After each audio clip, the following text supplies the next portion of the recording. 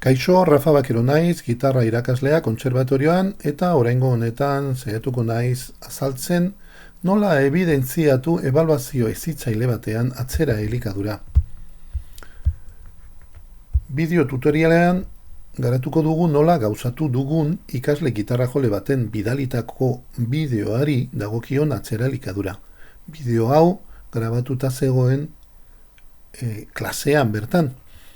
Eta ohikoa da, bai gurasoei, bai ikasleei, adinaren arabera, grabatzea bideoak etxean eta irakasleari bueltatzea. Prozesua, atzera elikaduraren sortze prozesua, kontuan izan behar du, ikaslaren lana ikuskatu eta zuzenketak egiteko abizuak eta pautak erabaki behar ditugula eta ondo gainera. Lehenengo momentuan, ikaslaren lana entzun, ikusi eta apunteak hartuta, bere OneNoten propioan edo, eta hori ikusita adierazi behar dugu zer egin edo zer zehaztu edo markatu nahi dugun. Bideoa grabatu era digitalean, oso erraza da gaur egun WhatsAppen bidez, adibidez, guk erabilitakoan, eta gero, bai bideoa, bai audioa, ikasleari, berari, bidaltzea. Jarduaren bukaera, bukatutzat hartuko da, gurasoek edo ikasleak berak jasotzen duenean, eta hori normalean ikusten dugu ikur urdinoiekin eskuinean normalean daukagu WhatsApp aplikazioan. Horrek esan nahi du, jaso eta irakurri duela, edo zein bidalitako fitzategia. Bai bideoak, audioak edo zein agiri. Adibidez, kasu honetan, guk bidali genion bideoa eta audioa. Bideoan eta audioan grabatzea eta bidaltzea zenbait abantaila eta desabantaila badu. Musika egiteko erabiltzen diren bi zentzumenetan oinarrituta dago ikusmena eta entzumena, hori bai dela abantaila handia. Kasu gehienetan bakarrik behin ikustarekin edo entzutarekin ulertzen da zerekin behar den hobetzeko. Eta bideoa edo audioa ere bai,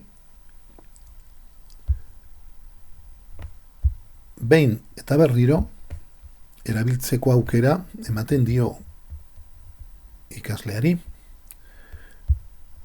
Beraz, oso aukera ona da etxeko lana antolatzeko edo izateko argi zeintzuk ziren irakasleen oharrak eta gomendioak. Desabantailak ikaslearen adinaren arabera agian gurasoek hartu behar dute ardura tresna digitalekin jorratzeko, etxean bereziki telefona dimentsuak, edornagailuak eta saretan sartzeko dakigun arazoak eta erabilera murrizketak askatzeko edo babesteko. Hurbiltasuna ere galtzen da, ez gauden ez pertsonalki, aurrez aurre, galtzen dugu berotasun hori, eta aukera, kontaktu fisikoaren aukera, konprobatzeko adibidez, giharrak adibidez, tentsioa nola dagoen, eta hori bai dela importante musika hezkuntzan, musika ikastetetan. Audio formatoan, era berean, ¿Qué estamos haciendo? ¿Cómo se llama esta técnica? Ligado. Hause zen, ligado klasean ascendente. egindako ariketa, ligatuak teknika, hori bai zen gaia, eta nire erantzuna WhatsAppen bidez bidaletakoa. Kaixo, badakizu gaur hitz egiten ari garela ligatuei hori oso erraza zen bidaltzea, ligatua bada gurasoei teknika berezia. bidaltzea. Egin duguna, Eta klasean egin azkenean duguna, hartu eta nuen bereziki ikusi dudana audioa, da behar duzula bidali laguntza nion, eta bereziki sakatzen nuen ariketa batzuk botoia, egin behar eta dituzu. berehala aitak jaso etxean, zuen, eta hemen ikusi aitarekin, genituen berak bi badaki ur nola, urdinoiek, bai, bukatutzat klasean ikusi hartu genuen duelako, eta jarduera nerekin audioarena. Era berean, joratu genuen bideo formatoan egindako jarduerakin. Eta kasu honetan, bidalitakoa zen bideoa, non ni neu abertzen nintzen, azalduz eta adibideaz bai eskuinarekin, bai atzamarekin, edozein sokakin ere, nola jorratu behar zuen ikasleak teknika berezi hau.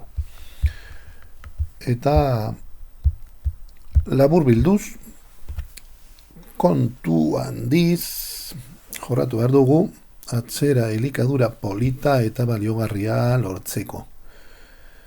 Gaien arabera eta denbora luzapenaren arabera ezberdinak izango dira atzera elikaduraren lorpenak. Ikas prozesuan balio handia du atzera elikadurak.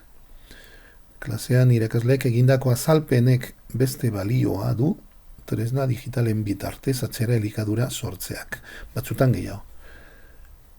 Eta atzera elikadura sortzeko tresna digitalen hautaketa ondo arrazoitu eta ikasle bakoitzaren gana zuzendu behar dugu. Lan hau ondo egiten badugu, ikas prozesua arindu eta sakondu dezakegu. Tresna berriei beldurrik ez, lan sakona eta baliogarria egin nahi badugu gure ikaslekin, aukera paregabea izan dezakegu gure aurrean.